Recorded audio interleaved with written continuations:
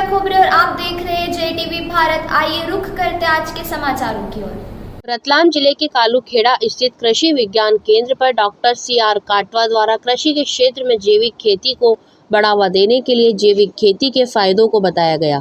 इसी के साथ डॉक्टर द्वारा बताया गया कि रासायनिक खेती से न सिर्फ भूमि को नुकसान होता है, इसी के साथ मानव स्वास्थ्य के ऊपर भी बुरा असर पड़ता है, जिसमें हमें रासायनिक खेती के द्वारा उत्पन्न खाद्य पदार्थों को खाने से गंभीर बीमारियों का सामना करना पड़ता है। इसलिए किसानों को जैविक खेती की ओर ध्यान देना चाहिए। वहीं शासन के द्वारा जैविक खेती के लिए कृषि विज्ञान केंद्र की सहायता से जानकारी लेकर अच्छी उपज पैदावार को बढ़ाने के लिए उपाय करने चाहिए। जावरा से भेरूलाल मालवी की रिपोर्ट। मैं कृषि विशेषज्ञ हूँ, कृषि विज्ञान केंद्र रतलाम से।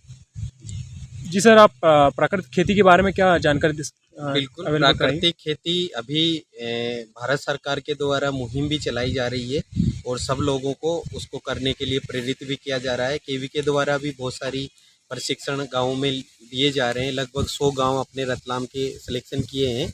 उन सभी गाँवों में प्रशिक्षण दिए जा रहे हैं।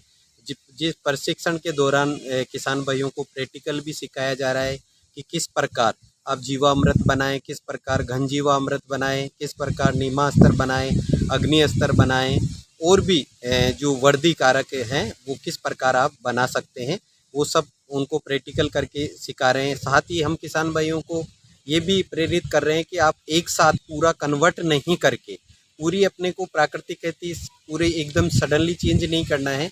उसमें क्या होता है कि शुरुआत में जो उत्पादन होता है वो कम होता है। तो इसके लिए आप किसान भाई शुरुआत करें, 1 बीघा से करें, 2 बीघा से करें या 1 एकड़ या 1 हेक्टेयर से शुरुआत करें।